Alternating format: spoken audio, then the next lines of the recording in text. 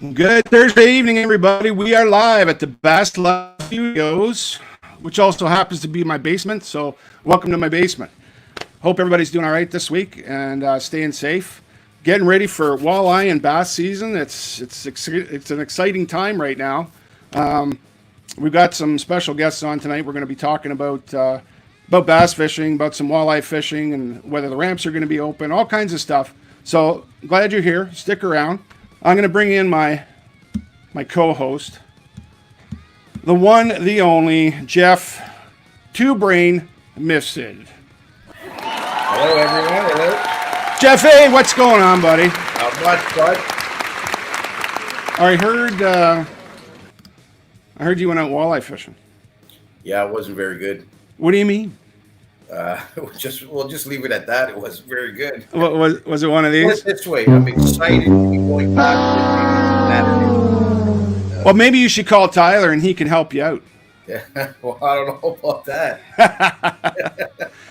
You got to stick to bass fishing, bud. Walleye, the walleye anglers are a different breed, bud. I quit that walleye stuff. That's it.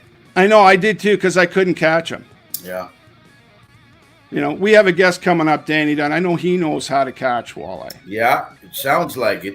But I don't know. I don't think he's going to tell us anything, though. No. Where's Petoni? Petoni didn't come on. He said he's going to be on in a minute. Oh, did he? Yeah. Oh, wait a minute. I'm getting messages. Oh, Yeah. Send him the invite. Okay. What do we want to do here? Do you know what the first full moon in May means, Jeff? Get ready for bass season. No, but what does it mean? What are the bass doing? Oh, I don't know. You don't know? No. Well, let me help you out here.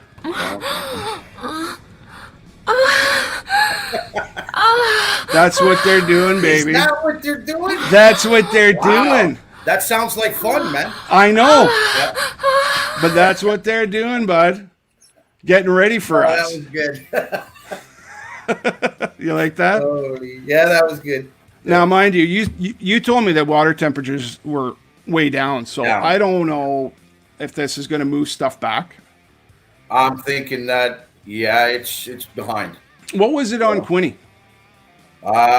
Quinny was 46, which 46. normally now it's 56. Like it's about 10 degrees. I think I'd say pretty close. the Kawarthas wasn't much better, was it? No, it was just as cold from what I heard. But you might want to ask Danny that. He'll know better. Well, he lives up there. Yeah. Actually, you know what? Let's bring Danny in right now. Yeah. Here we go. The purveyor of positivity, Oh. Danny Dunn. Hey, what's going on, boys? What's happening, man? Well, I'm old. I was catching a few Z's because I fell asleep. I was listening to all that horse shit. There he is. Yeah. So, anyways, couple things. Yeah. Too cold? Never. Those fish spawn every year. I'm telling you. I've done some research over the last, I'm going to say 6-7 years on Lake Simcoe, Lake Ontario, Rice Lake, Tri Lakes, and Scugog.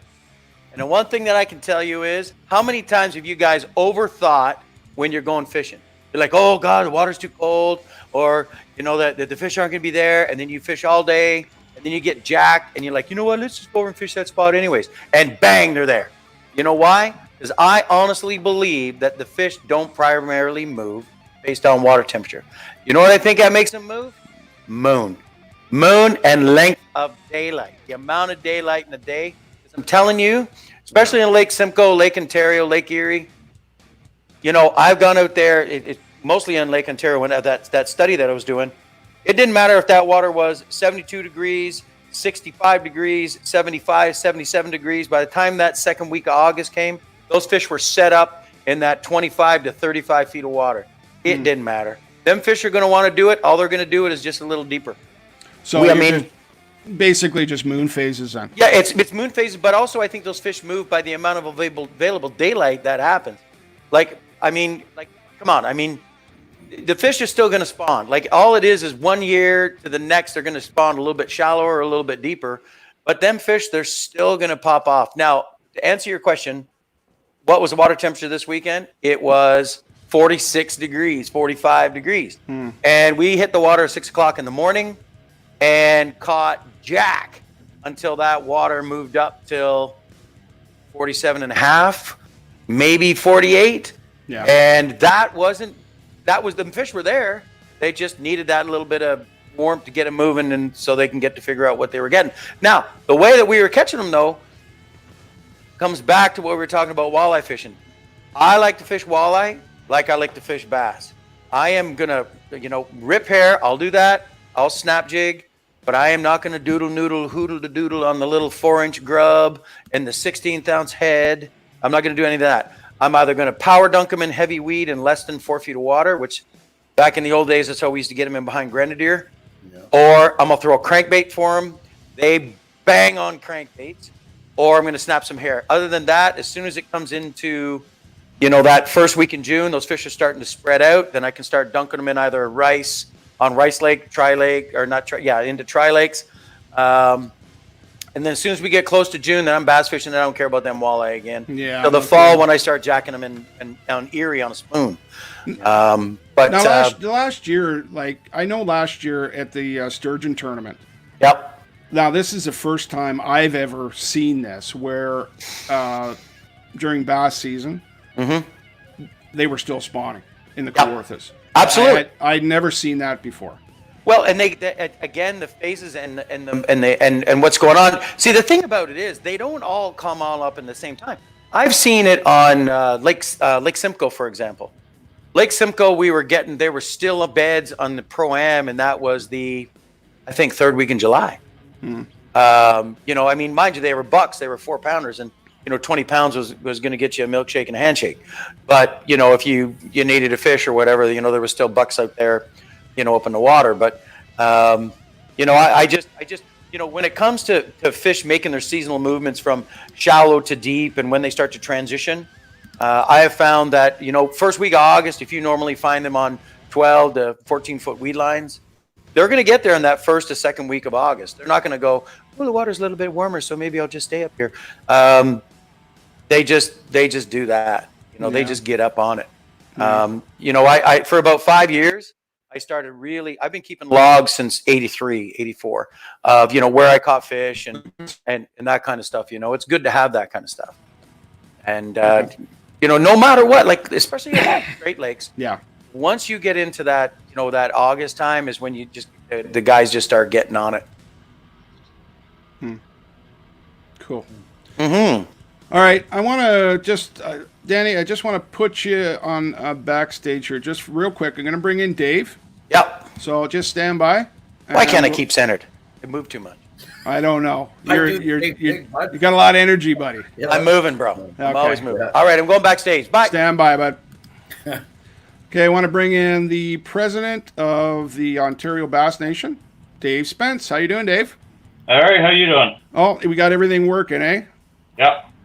Give us an update. Dave? How you doing? Give us an update on what's going on as far as the OBN's position on COVID and everything that we're going to have to deal with this year as far as tournaments. What's the OBN's position? The OBN's position right now is to just hold steady, try not to do any tournaments. Basically, with the OBN, from guidelines from Bass in the U.S., if any club was to hold a tournament currently right now under the state of emergency, their insurance, basically they're not going to be covered for insurance. Okay.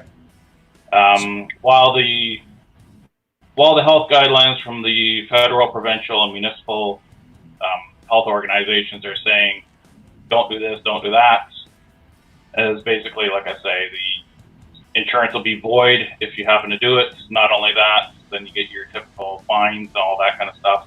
Right. More for the crowds gathering around. Yeah, and I think that's the issue. I mean, I'm glad. I mean, I've heard some announcements that there were ramps open in the Kawarthas, and some more ramps opening up, in the coming days. But I have a funny feeling, obviously, that the gathering will be the last thing that they allow. Yeah. So I don't know how that bodes for the Rice Lake qualifier for the OBN. I'm guessing it's not going to happen. Would I be? We're still planning that it is going to happen, depending again on what they want to do for crowd size, basically. Yeah. We do have a plan in place in case there is still that 5 or 10 people in a crowd type thing. Yeah. We do have something that we can work on. It's not all carved in stone right yet, because again, we're waiting for the government people to tell us what we can and can't do, more or less, for crowd size. Is an on-water weigh-in type situation something that's feasible for you guys? It's not really going to be an on-water, but it might be one boat in at a time at a dock type thing. Yeah, okay. People staying in the boat, kind of. Yeah. Not really, coming up the typical on-stage kind of thing. Yeah. It'll just be hand your fish to somebody, he weighs it, he gives it back to you type thing. Yeah. Take it to a live release boat. Oh, I'm just grateful that we're going to be able to get out fishing at all. Yeah, to me, I mean, I've talked to my partner Joey and Jeff and these guys, and it's just like, we all want to compete. We've competed for 20 years. We've done it for a long time, and but it's just I question whether or not we're going to be able to. I hope for the organizers' sake we will too, because that's their livelihood. Is there a date? Like, do they have a date in mind that club tournaments may start? Or? Basically, for the OBN, we've told all the clubs. We had a board meeting last Saturday, and we've told all the clubs to hold off on any club functions till June 19th. Okay. The 13th, we're going to have another board meeting. All right. Video board meeting. Mm-hmm. And at that point, we should have some better information from the municipal and federal and that health and government, and then we're going to proceed on that.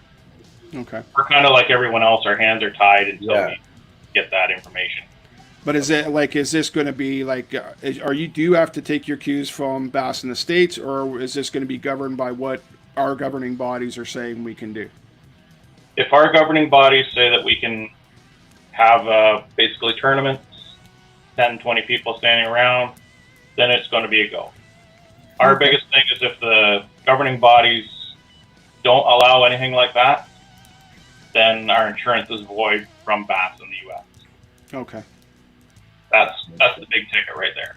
So basically, we got to wait and see, and maybe we can get to stage 3 of this provincial plan faster than I don't know. They were saying 4 weeks for each stage. That puts us into August. Yeah. And that's if everything goes well. That's right. 4 weeks or 2 to 4 weeks? 4 weeks. Yeah, I thought it was 4. That's what I thought I heard too.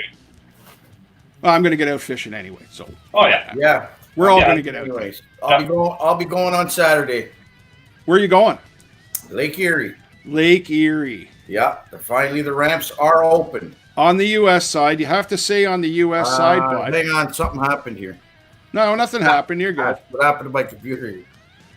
Okay, Dave, let me put you on backstage here. I'm going to bring in somebody here that I got to give the gears to. Just stand by. Yep.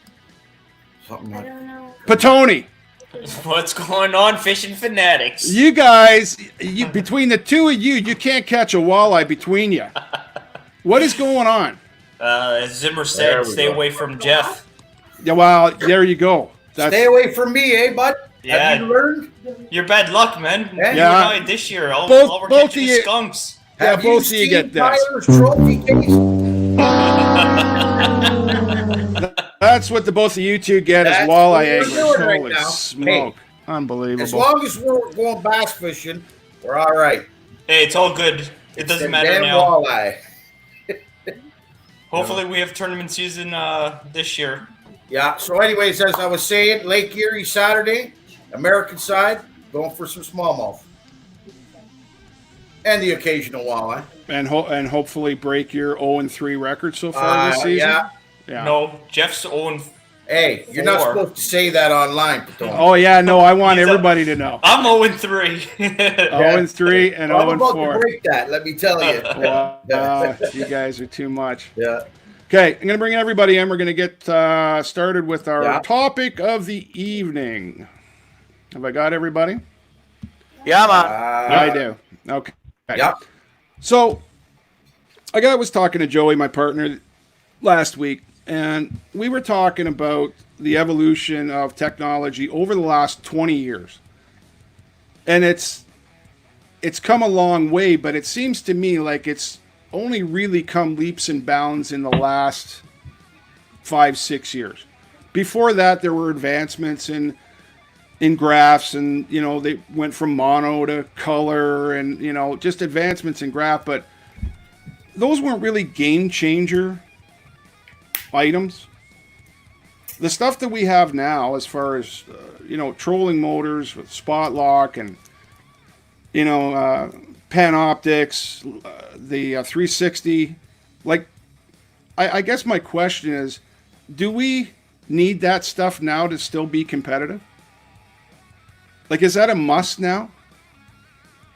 Well, the one thing that I will say is I actually grabbed a couple of these, and you might laugh when you see this.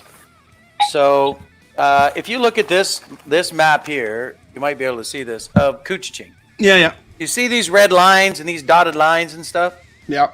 That's the kind of stuff that says line up that edge of that garage with the edge of that water tower. That gave us the edge back then. Yeah. Then when we started going out into Lake Ontario, I've got 7 maps here that would get me out to the main ducks.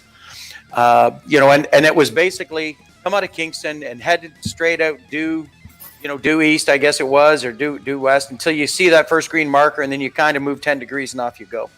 So, I think it's really come in stages. GPS really made a huge difference in finding the spot on the spot. Then we went to, some of the side imaging. And for myself, when side imaging came out, it was really instrumental in myself, being able to find those shell beds on Rice Lake. I knew that when I used the side imaging, I could go 120 feet to the right and 120 feet to the left. And I knew that a shell bed would show up as a mirror type of an image. So I knew that was a shell bed. I knew it wasn't, a rocks or a sand or anything like that. But now, some of the things that are out there, I think it depends on how you fish. If you're, maybe a more of a open water, smallmouth fisherman, or you're fishing a lot of deep water, I see some of that stuff has some really big advantages, Yeah. Yeah, I just, like I said, like back in the day, I think when I bought brand new Skeeter Davy back in 2000, and Nice. the top of the line electronics were on it was a Lowrance Global Map 3000. Oh yeah, I remember that. Right, and I mean, yeah, you could mark waypoints, but it didn't have mapping features like you have today. It didn't, you couldn't put a Navionics chip in it. Well, let me tell you, I was with Navionics, as people know, for a really, really, really long time.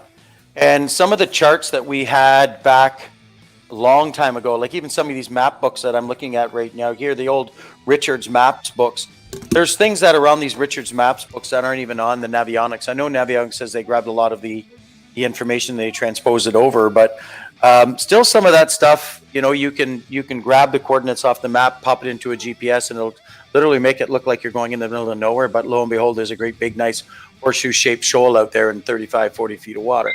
Yeah. So, I think a mixture of what was, on the mapping side of it anyways, and locations and refinding that stuff.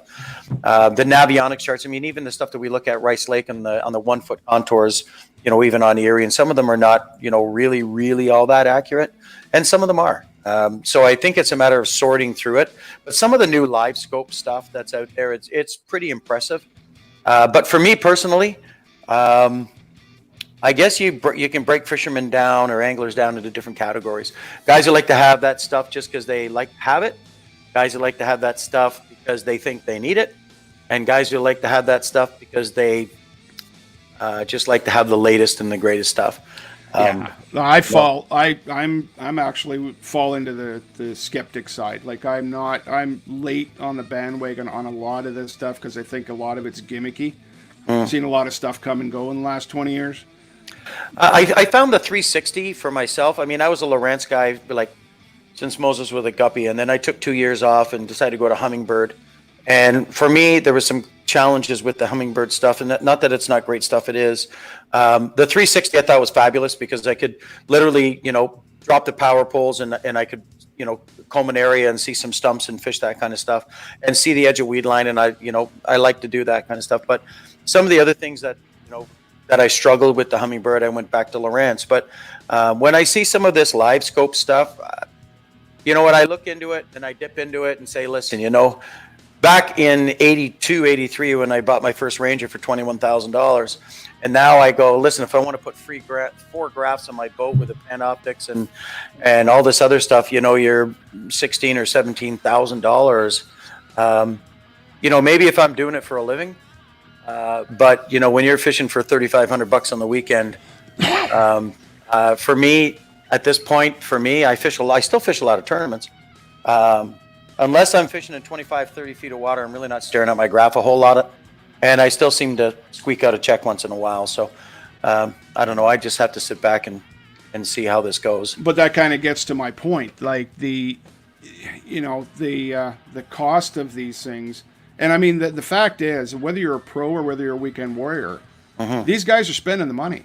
Oh yeah, and I can tell you at Radio World, they're selling a lot of those things. So. Yeah, and I mean the top sticks on our circuit are spending the money. So my question is, do you need to kind of keep up with the Joneses in certain things to remain competitive? I feel like you do. There's a couple of things. I think you do. I mean, look at me for instance. I started using fish finders 3 years ago. Maybe.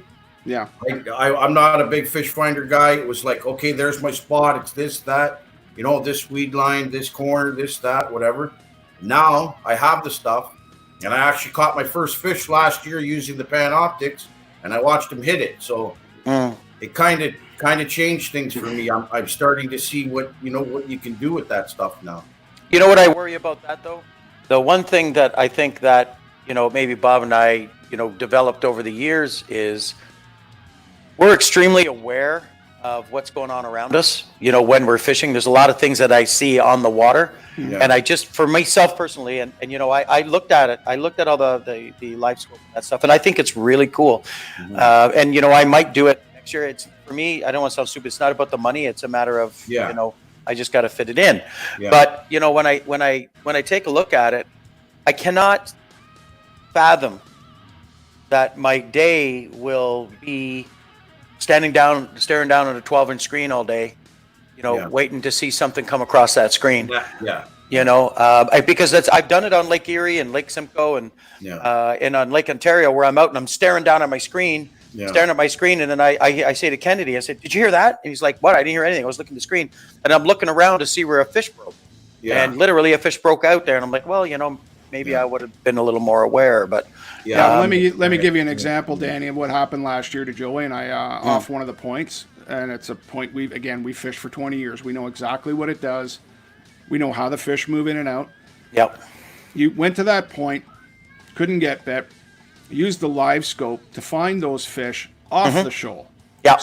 Sitting off the shoal. Yep. I'm like, there's 3 of them out there, just sitting there. We knew damn well, based on experience, that they wouldn't come in while we were there. Yep. So we had to leave and then come back. Sure enough, we banged 2 of them. Beautiful. Had I not had the live scope to know that those fish were sitting out there, we may have not made the decision to come back. You probably would, but it's still good to have that verification.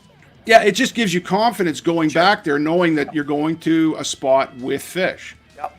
I mean, Dave, what do you got on your boat right now? I've got the Lowrance, just cheap ones, nothing fancy. Okay, are you? I think Lowrance has come up with what do they call theirs? A live scope. Theirs is a live scope. Yeah, the Panoptics is a Garmin. Yeah, but what's the Lowrance one called? It's live something. Lowrance Live. Lowrance Live. Okay. Yeah. So you've obviously seen it. Yeah, I've seen it. And what do you think? I'd like to have it, but I'm afraid that I'd be looking at my fish finder all day long. And like Danny, I'd rather be listening to stuff all around me than staring at a fish finder all day. The other thing I was wondering about that Panoptics, maybe you can tell me, is I struggled with it on the Hummingbird 360. Is it's not uncommon for me one day or one part of the day to be up in 2 feet of water, and then the next part of my day to be in 14 or 15 feet of water. And I struggled with the 360. I found myself rigging it up so I could take it off quick and unplug it. When I saw the live scope and the transducer and how it sits up there, is that a problem for fishing in the junk? No, Okay. no.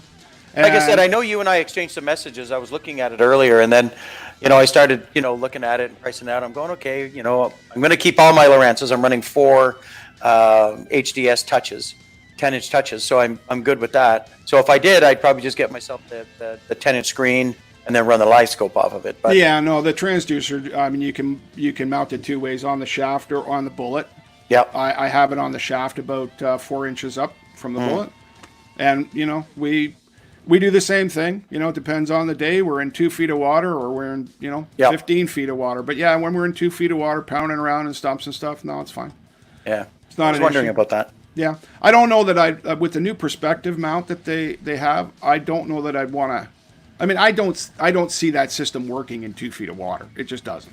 Yeah, I don't imagine it would. Like I you're said not- earlier, like if you're into that, if you're fishing, and I'm doing that a lot more over the last 7, 8, 9 years of more of the Lake Ontario, Lake Simcoe, Lake Erie, Lake St. Clair, that kind of stuff. So The bigger water stuff. yeah, I've really been rolling it around on looking at the Panoptics. I wouldn't get rid of my Lowrance. I just like the Lowrance. There's just so much I like about the Lowrance, but it's just something out there.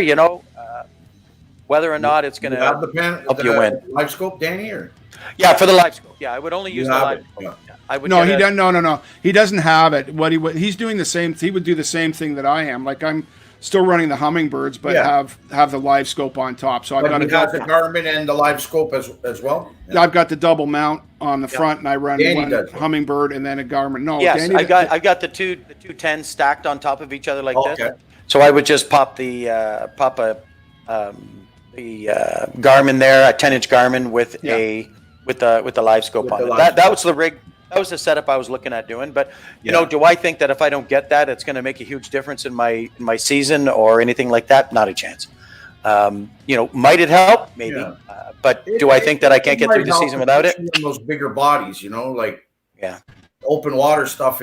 That's where it probably excels, right? But Yeah, probably. I've know. still got some time. Like I said, I've Yeah. already priced it all out into pieces like that. But whether or not it's something that I think the average angler or the beginner angler needs to go out and get, I don't know. I think people need to hone their skills on the other stuff first before they get right to that, or they'll miss the basics. yeah. For To the be able to viewers that are still read a watching. graph. Oh my God, to still be able to read a graph Yeah. properly, and then ask how many guys can read a flasher. If it wasn't for ice fishing, yeah. guys would really struggle with that, right? I still have a flasher on my boat. No So way. I've still got a Lowrance blue water flasher on my boat. Wow, that's awesome. Yeah. That's just a nostalgia cool. thing. I like to have it there. I just Right, click it yeah. on. I can go as fast as I want. She still tells me, yeah, it's perfect. Yeah, and as soon as you hit that thing, you're going to see it on your graph. So that's awesome. Yeah. For those that are viewing the live stream here, if you got any questions, just post it in the comments here. We'll see if we can answer it or whatever. Yeah, I mean, even the Ultrex. I'm That's sitting. the game changer. I'm Dude, I'm sitting- telling you, That's the that game Ultrex for me, game changer big time, Yeah. especially like in Erie. Oh, yeah. Or really any body of water that, my partner Jamie Kennedy is a great guy to fish with because he thinks that there's that area in between the front and the back of the boat is a moat full of alligators. That dude, he just will not. Jamie, come on now, man. It's a 21-foot 10 boat. Tons of room. No, I'm good back here. So if he jacks a fish or even if I get a fish, I put that spot lock on it. I'm fighting a fish. Yeah. We It's don't blow off the spot. It's I just find it's great. If I want to rig, like if I'm fishing by myself and I want to retie something, just hit that spot lock. Yeah. That Ultrex, I think that for me, anyways, that was a Well, big. for me, last year in the river, it was like behind Navy. I put Yeah. the spot lock on, and Yeah. we went back. We culled. We retied, did whatever we wanted, and you don't have to worry about moving. You watch some of those other guys, and they're coming back. Oh now. yeah, You know? yeah, for sure. Yeah, the Ultrix has a lot of really cool features to it. Yeah. I liked it. But Yeah, but I mean, all these things add up. I mean, even like I said, I just bought the Ultrix because, again, like I said, I'm not the first to jump on the bandwagon for something. But after looking at the Ultrix, watching some guys on the water, and I mean, they're fishing with ease. Like, they're in the zone. They're concentrating on what they're doing. They're not worrying about boat control or anything like that. They're just in the zone. Yeah. And I'm like, I want to be that guy. Well, you know what, Erie, man, when we're out there rolling around on some of them big snotty ones, I'm sitting there like an old guy with the remote on my waist there, and I'm operating it, or even and I've done it before too, where I sit down and I'm going to retie something, and you know what, I want to make my way on over to that other waypoint, and I just use the remote, turn it on, and then pump it and steer it and take my way over there. And that's it while you're doing something, so you're not wasting time, man. Absolutely. Yeah. The Ultrix I found was really a good deal. Shout out to my cousin Kirk who's watching. He wants. We're gonna have to get out fishing this year. He lives on Simcoe. Oh, does he really? Yeah, and like, my biggest with his old Christmas trees. I know my biggest bag on Simcoe, 14 pounds. What? Yes, sir. Hold on, you can't see this, but I'm actually poking you in the face. I know, it's ridiculous. I know. Yeah, he's pretty bad out there, Danny. Yeah. I'm as bad on Simcoe as Petoni and Jeff are for walleye. He's not a big water guy. He's not Wow. a big water guy. He's taking a beating on that. I saw him beating on you on the walleye, bro. You have a hard time catching walleye out there? We'll take you out there and jack him on a crankbait. It's fun. Oh, I need somebody to take me out and to Simcoe and show me what the hell to do. If Chris and Corey are watching, please, help a guy out. That ain't gonna happen. Good luck with that, bro. I know. I'll take you out on the Simcoe. I think I got about 4,600 waypoints on Simcoe, just rocks, just rocks and ledges and sand and shit like that. So. Yeah, well, I have no problem finding that kind of stuff. I just, the fish are looking at me and they're waving at me and they're giving me the finger, and that's well, I mean, I don't know how many mirrors you have in your house, but you ain't exactly a handsome man. Well, I know. I used to be better looking when I was younger, Dan. Well, you caught a lot more fish. Well, we all were, Bob. Yeah, no kidding. I used to take up less of this screen back then too. I don't know what the hell happened. There's something wrong with my camera. I don't know. George is asking, would you guys pick the Ultrix over the Ghost or the Force? That's a good question. If you're a bass guy, the Ultrix is the deal. You know what? I can't say that because I haven't used the Force or the Ghost. So I can tell you one thing: I wasn't overly impressed with the price. I didn't like the delay and the they kind of turn and it's kind of like like it's different, Well, everything's got there. I mean, Ultrixers are noisy. Yeah. They always they're a noisy deal. But yeah, George, I don't know. Like I looked at the Garmin one and I'm just like $4,400 plus tax. $5,000 for a trolling motor, and I'm like, really? Listen, man, how many of you cats started up? I know I did. I had an old Evinrude trolling motor on the front of my boat. I had one of those. Johnson. Remember that one that had that little crooked neck yep. on it, man? That's the one I had. That's the one I had. I'd step on it and go brrrr. Oh, yeah. Keep on trucking. Man, we caught a lot of fish with that damn thing using 17-pound mono and can reel flipping jigs, 1655 bait casting rod. I had a 15-foot smoker craft with a 25 horse killer on the back. It was my first tournament ever, way back in the day. I think it was a 75 and under or something tournament. And I had a little tiller trolling motor, little 36 or whatever it was on the back. That I turned the handle and yeah. Man, I had my first one was a Legend V17 boat with a 50 on it, and I fished a GM Pro Bass tournament. Yeah. And I think I finished fourth, and I went, man, this is easy. Yeah. Yeah. How did that work out? Frick, I've been stuck ever since. The next one I had an 18-foot winner. Remember those? Myself and Keith Farmer had one of those things. Keith Farmer. Really? My God. The guy pulled the seats out of a Chevy van and put them in his bass boat. Was the coolest shit I ever seen in my life.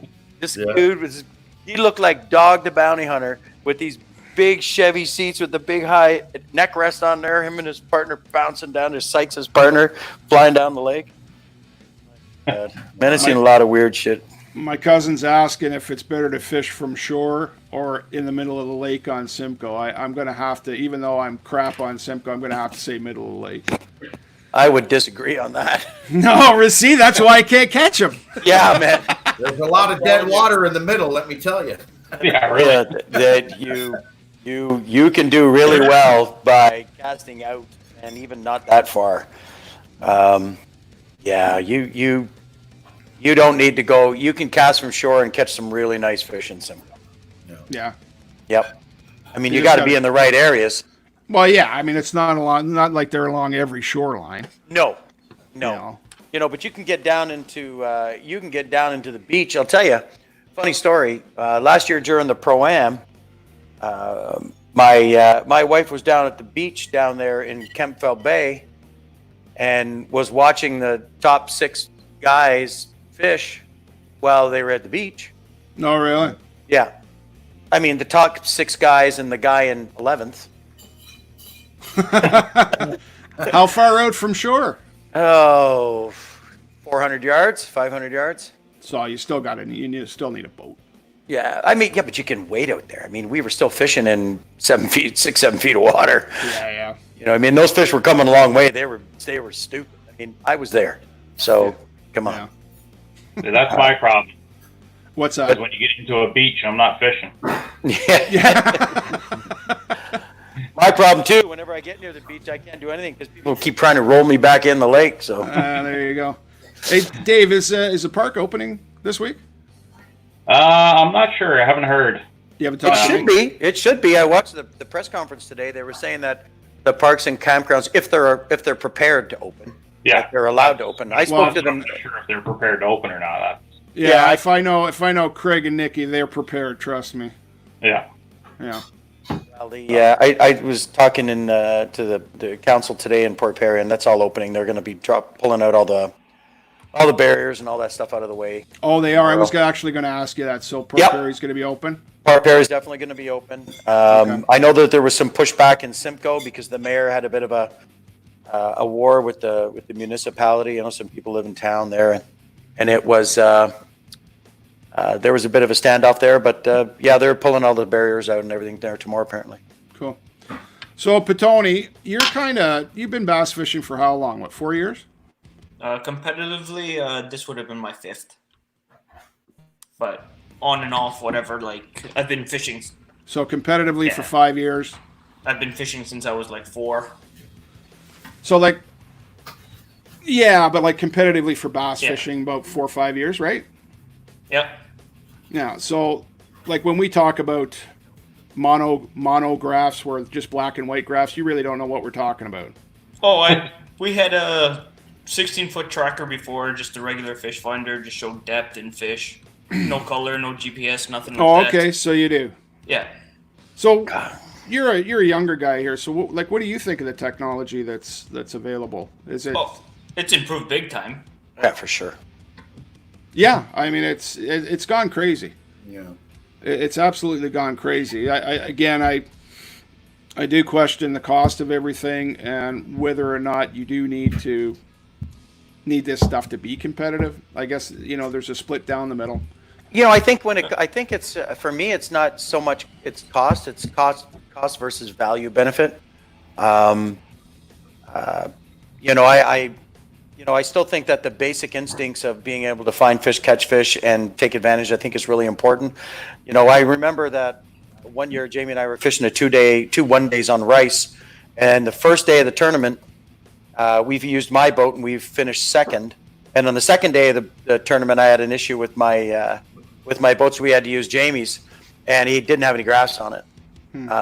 So we had to go back to the old.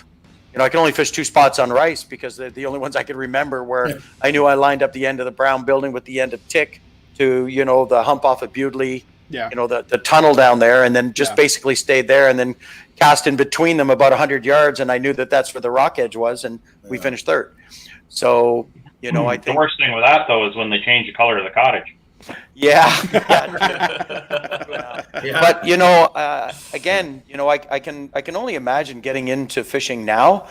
Like Petroni said, 4 or 5 years. It's a really exciting time because the big challenge, to be honest with you, is that when we were fishing, started fishing, right? Like now we're really going to date ourselves.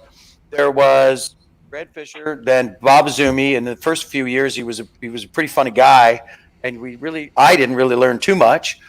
And then there was Facts of Fishing, and then Al Linder came along.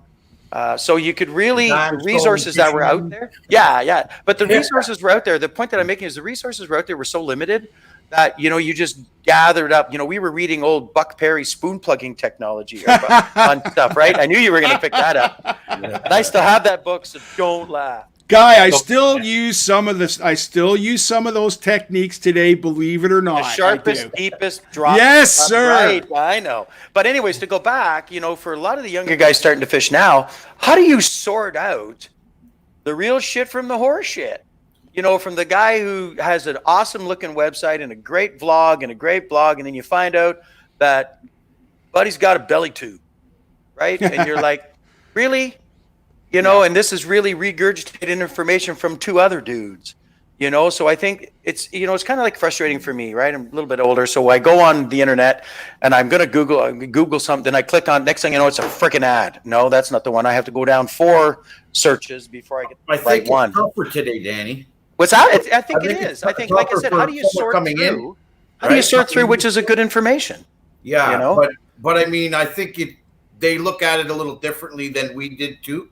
So, you know what I mean? Like, yeah, but there's so much out there, right? So much. Well, I think the U.S. guys have kind of stepped up, and I mean they're pretty upfront with what they use in their techniques and whatnot. The only issue that I have for a new guy watching that stuff is what they fish. If you've never been down to the States and haven't fished impoundments or reservoirs or stuff like that, it does not apply to us. But what's interesting that you say that, and I'm going to say something that I know that that not many other guys know, is that the Kawarthas really are an impoundment system.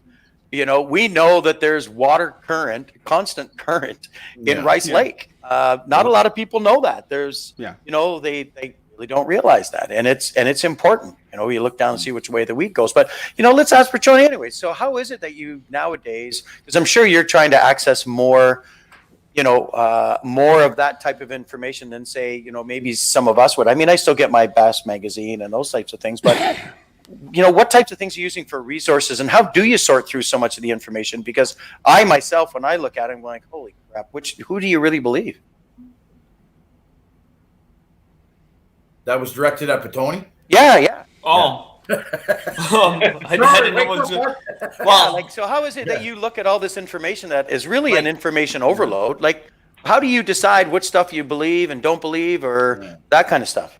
Well, basically what I did, like our first year out there in the tournament series, we couldn't put a limit together. We were lucky to get 1 fish. Our best result was 3 fish in the live well. We all went through that. So that whole off season, all I did was watch YouTube videos all winter long, whatever. Just watched whatever. And come summertime, time for bass, I just practiced and time on the water, got comfortable with new techniques, what I wanted to learn. Yeah. And that's how I went with it. Yeah, and and a tribute to you is great, because what I loved about everything that you've said, and maybe my better years are behind me, but what I'll say is you how do I say this? You did it the right way, right? So you hone those basic skills. I know people who turn around and they fish a tournament, then they say, listen, I need to get a 20-foot boat. I need to put them Panoptics up there. I need to do this. I need some power poles. Yeah, well, listen, you got to learn to fish with an anchor first. You got to learn to fish with a drift sock first. If you don't do that stuff, then those basic skills, like anything, right? Like anything, until you learn how to make cabinets with a hammer and a saw and a chisel, to get out all of the fancy equipment to make cupboards, doesn't mean you still can't make great ones. But those base skills, doing it the way that you did, that's what's going to make you a long-term angler, a great angler for a long time, because that foundation that you had under there to develop those skills and then take the new technology and implement it. That's how you rock and roll it. And then George posted in the comments too, and he hit the nail on the head. It's, you cannot replace experience on the water. No. And I mean, the time on the water, we've all done it. We've The most important. again, like I said, you think, I don't even want to think, because again, 20 years of doing this, and it's just, I can't even think of the thousands of hours that I've been on the water, either competing or practicing or fun fishing. Like, it's ridiculous. It's 83 for me. 83 for me. Yeah, and so I'll tell you, even longer. It's crazy. But I will say one thing, and as a show of hands, if you like, how many guys when they go out? Wow. Yeah, I know I'm old, dude. Jesus. How many guys here out of the 5 of us or any of the people there keep notes? I do. Yeah, so do I. I Yeah, still I do. Yeah. Not all the time, but sometimes. What's that? I missed that. Sorry. Take notes. Oh, Keep no. Yeah, keep a log of your day. That's where I was telling you, Danny. Like, I never used a fish finder. Everything was up here. Yeah. And I'd go out to a tournament like that. Yeah. And well, notes are good. Some of the things that I keep track of is, water temperature, air temperature, barometer. I tried for years to try to follow that barometer horseshit, and I'm sure it's right. But moon phases and all that other kinds of stuff. High water years, like what did I, what was my fishing like in certain lakes when we had, a lot of things that people don't take into consideration, right? If we get heavy snow over the winter, I would keep notes and I would say, okay, so what happens? Well, I find out that the weed dies off. So in the spring, the weed takes a longer time to come up. And then because of that, then opening a bass season, stuff like that is better. Buzz baits, shallow running crankbait, stuff like that. But if we have a winter where we have a lower amount of snow and lots of sunlight, then the weeds literally do grow through the winter. And you see it sometimes. We used to see it in Scugog when we were able to ice fish out there for walleye, is that the weed would literally grow up and touch the bottom of the ice. So once the ice would melt, man, you'd get out there in May and you'd have June and July weed growth. Yeah. Right. So now that means it's better of a pitching and flipping early season stuff. So those types of things is what I would really track, as well as, keeping track when I'm out there crappie fishing of, I never remember that stump over there. And then, the weed grows up and I remember there was a stump over there. So, those types of notes as far as weather, not just when you're fishing, but when you're not, high water, low water, when the current's moving, all that kinds of stuff. Those are the types of things that I keep for notes, right? Yeah, and I'm always I'm always looking a week out before a tournament, looking at the winds. Yeah, and one other thing, just a little thing about pre-fishing, I'll just throw out there. My experience with pre-fishing is I always want to fish a pattern where the fish are coming to me. If the tournament is on Saturday and you found a whack of fish on a Wednesday, Thursday, I'm going to tell you, not many times they're going to stay there. So that's something that's probably going to be moving away from you. The other thing is a lot of people pre-fish to find fish, and I just, for me, I really haven't done that. And what I've done is I've pre-fished to learn the lake. So for example, if I get up on a shoreline and I'm like, man, they're in the pads, I can tell you on a map of I'm going to say but most of the pad beds that are in the Kawarthas. If I'm on Rice Lake and I'm like, dude, they're in the pads, then they're going to be in all the pads. So I'm going to run around the pads. You all better know where all the pads are, because how many times have you looked at your partner and said, you know where there's another sunken tree like this? Mm-hmm. Same as if they're on a 10 or a 12-foot weed line. You know where all the good 10 or 12-foot weed lines are? So to go out and spend time on the water, because the fish move. Or one good thing that I did on Tri Lakes and Rice, which was great. If I don't have a limited amount of practice time, I'll just go out and I'll just run the shorelines and looking for which shorelines have got slot blown into the docks, and those are the ones that are going to be the better ones. Yeah. Those little types of things that you learn over the years of being, spending that time on the water. That's what makes a difference. Because you'll see those guys going like this around the lake, because they're looking for those fish that they found. But they might not know that they found some fish on the inside weed line in 8 feet, but they didn't realize that there's another weed line out there in 16 feet or 12 feet that the fish moved out into. So Yeah, but those guys could also be the guys that have been on the water for 20 years, and they just have that many spots to zip to. I know what that's like. Yeah, Yeah, and they me just too. run and gun. Too many. And I mean, I hear guys talking about hitting 40, 50 spots in a day, and I'm like, well, hang on a second, do the math here. Yeah. You know, you're going to a spot and let you say you fish it for 5 minutes, takes you 5 minutes to get there. There's only 8 hours in a day. Like, it doesn't add up to me anyway. Yeah, I know. It's interesting. You know, I used to do that on rice quite a bit. You know, it's funny. I do the same thing on tri-lakes. I have the first 7 spots or 5 spots, I mean, that I hit no matter what time of the year it is, because the first spot is, you know, 5 or 6 docks, and the next one is a inside weed line, and the next one is a bit of a flat, next one is a row of trees, and then the last part is about an 8 to 10 foot weed line. And you know, I've won a tournament by the time I got to the 5th spot. You know, or all of a sudden, you know, we catch 4 of them on the docks, and then we catch 1 on the flat, and then, you know, there's basically your good weight, and then you just plunk around for the rest of the day. But by hitting 5 or 6 different things, from rocks to pads to docks to trees to a flat to a weed line, You're going to run into them at some point. One of those is going to tell you something. Yeah, you're going to run into them at some point. Yeah. Right. And that generally takes me till about between 9 and quarter after 9, and then I know what I'm going to do. Well, next time I'm ball washing at 9:30, I'll give you a call. You can let me know where to go. Well, I won't, because I wouldn't want to interrupt Misfit's dinner. Wow. I surely laughed at that one. Yeah, I know. You got to be quick in this room, bro. Actually, you know what, Danny? The only time that I found fish and they held was the year that Joey and I won the Classic, way back on Muskoka. Oh, wow. Yeah, but that's Muskoka, man. Found those fish on Tuesday. They were still there Friday. Wow. It's the only time it's ever That don't happened. happen very often, buddy. Yeah, because you could ask my wife how many times I've called her during pre-fish saying, oh, we got something going. Saturday, you get... Yeah. That's what you get. Exactly.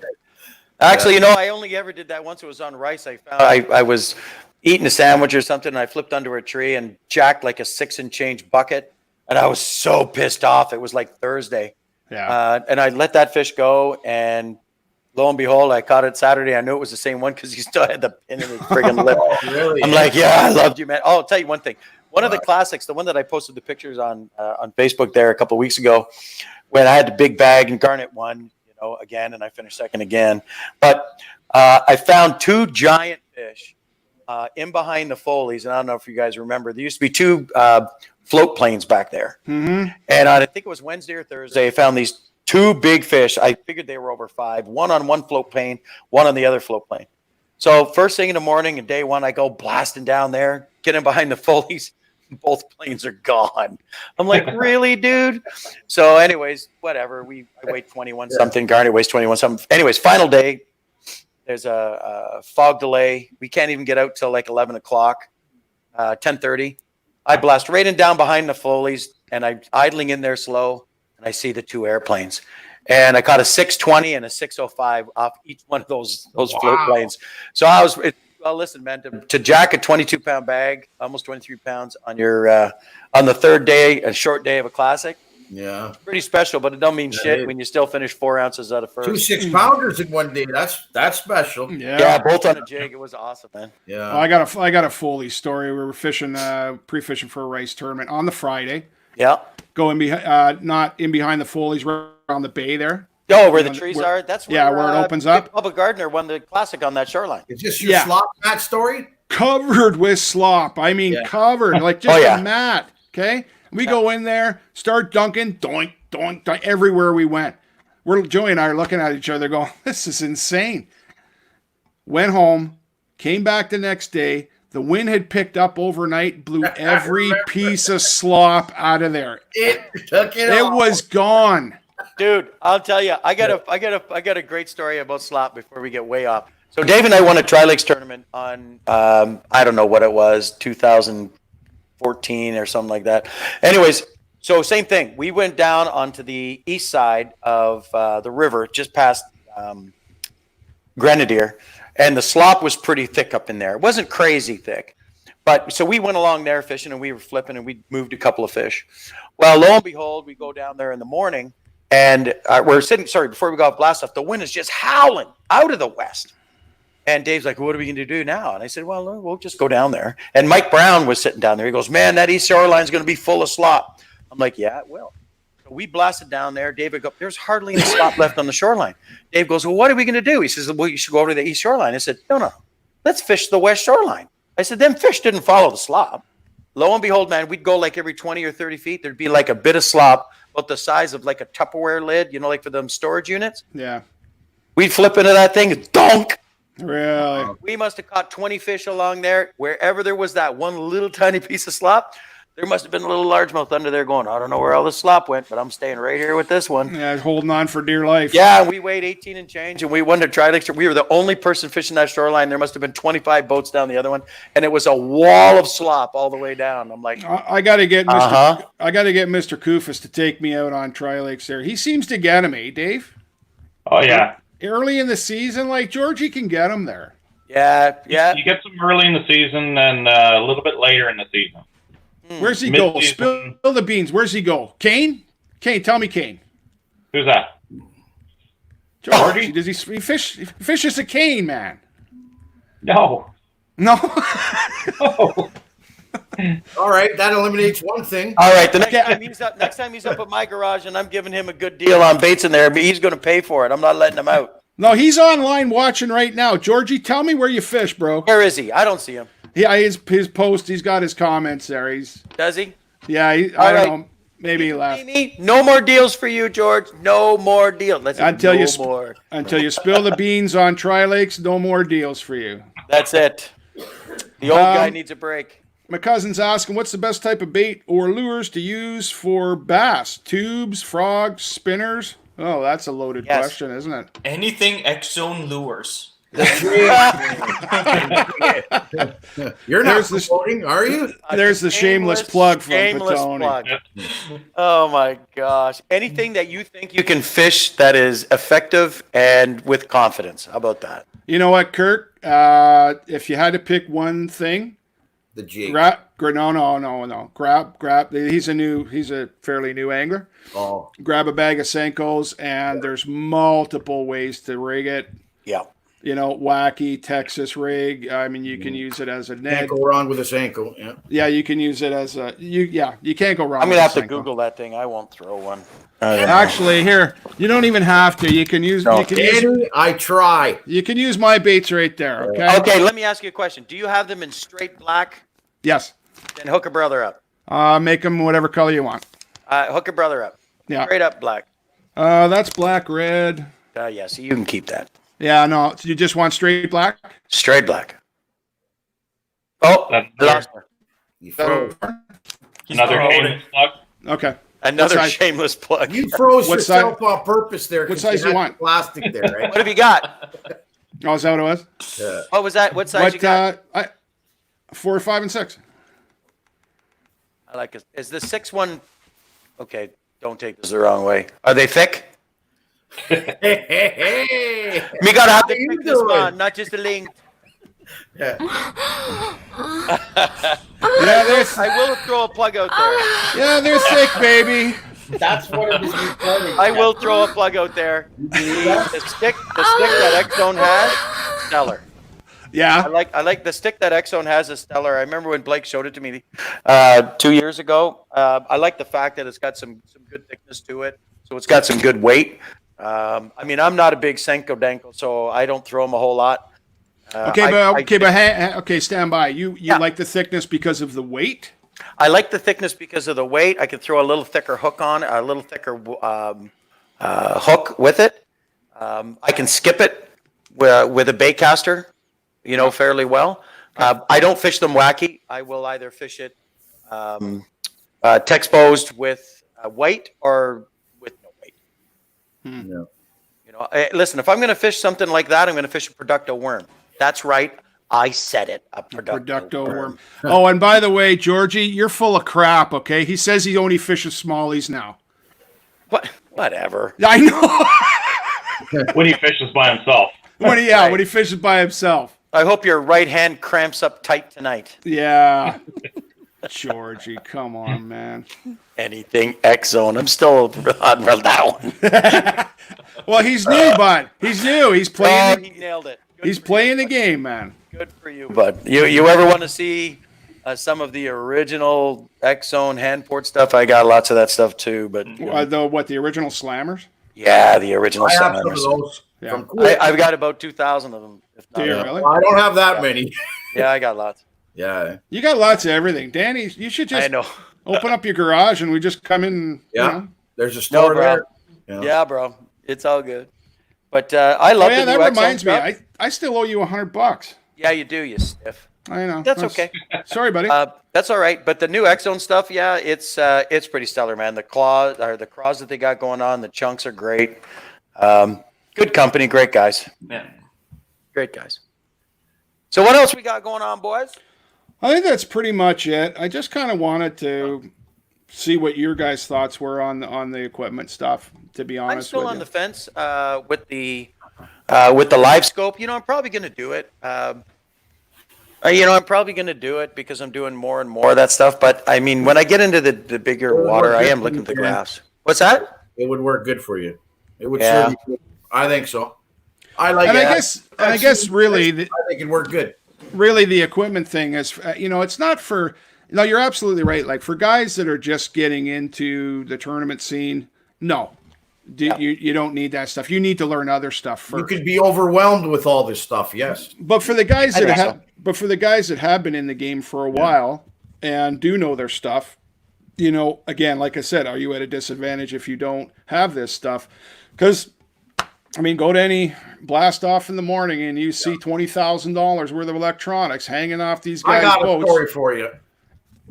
What? So, like this actually happened to me. We were fishing a tournament on Rice Lake. You I'm were all not. right there. I do pretty good. So I'm in one of Since my when? I'm in Exactly. one of Hold my- on. Wake up. You're sleeping. Wake up. And honest to God, this happened. So we're fishing away, fishing one of the points of the islands, and we're fishing away. All of a sudden, the boat comes in behind us, flying, slows up, but they stayed back. Turn around, it's Corey and Chris. They put down that Panoptics, I guess at the time, because it was called Panoptics. Yeah. And I'm telling you, Chris jumped up, put it down. They didn't even make a cast. All they did was pan. Yeah. And I would say within 2 minutes, they had it up and they were gone. And me and Craig looked at each other and we went, like, should we leave? Yeah. And we did. Yeah. You know? No, they didn't want to stay there because there's only Well, we 4 hadn't pounders got there and they big didn't need a either, 4. Yeah. Yeah, it was it was like 7:15. They already had 19 pounds Yeah, delivered. probably. Yeah, they didn't need any 4s. No, they didn't need 4s. So, but Yeah. that actually happened. And Yeah, I can see you that. see that with your own eyes. Damn you guys. Now I'm going to text and get a freaking unit on order. Yeah. Danny's just going to drop. Gotta get one, buddy. They're Jack. Yeah. I'll take them. Damn you 30 guys. Did he give you a better price? Absolutely 3,500? not. I pull for retail every time I shop at Radio World, the best electronic Aren't you shop store sponsored that by there is in Radio Toronto. World? I was for a very long time, and great group. Now it's funny. I pay. I pay when I go into Ganyon's. I pay when I go into any of the stores. All I really would like to have is great service and great support. Yeah. So that's what I do. When I go and see Justin, and Justin go, hey, well, we'll give you a bit of a discount. I'm like, no, man, I need you to. I'll pay. I can pay, so I'll pay. Right? Same as when I go see everybody else. So. Well, we did that. We bought the live scope at Radio World. I'm going to give a shout out to High Falls, their Petone sponsor there. Ben hooked me up with the Ultrex, gave me a nice deal on it. Yep. And he doesn't know me from Adam. Petone made a call. And, save myself $300. $300 is better in my pocket than $300 is 10 packs of your baits. Exactly. Oh God. Okay, guys, listen. We're at about just over an hour, so I need to smoke. I need a smoke too, so I think we'll call it a day, guys. Thanks for being on the show. Hey, no problem. Anytime. Guys. Thanks for hope- coming, guys. Hope we can do it again. Yeah, well, you got my number. Hopefully I didn't blather too much. No, you guys are great. Yeah, No, Danny, no. Dave, you come on again? Yeah, Yeah. if I'm not on afternoons, sure. All right, I'll let One you know last thing then. there. One last thing. You know, you were saying about all the new equipment and all that. Yeah. Myself, I would love to have all of that on my boat, but it's only going to make me look good when I suck. Yeah, but isn't it? All But I'm gonna do. that's all. possible, bro. But that's all you got left at the end of the day when you're ball washing is at least look at my boat. True. You know, I can't catch fish for shit, but look at the ride I got. Hey, look at that. That's true. Yeah, that Skeeter makes you look good, bro. Oh yeah, man. Yeah, you'd never get that Ranger on plane, but you get that Skeeter up. That's good, bud. That Skeeter looks great when I'm flying by it, but it's a good looking boat. The gambler, he broke even. Yeah, baby. All right, guys. Fish All at 70 right. miles an hour. Ah, there you go. All right, boys. Okay, guys. All right. Thanks a lot, All eh? right, boys. All right, boys. All right. Take Have a care, safe man. weekend. Yeah. Yeah. Okay, guys, if you like the video there, hit like and smash that subscribe button. It'll help us out. And hit the bell notification, too, so that next time we got videos coming out, you'll get a notification. Till next time, we'll catch you later.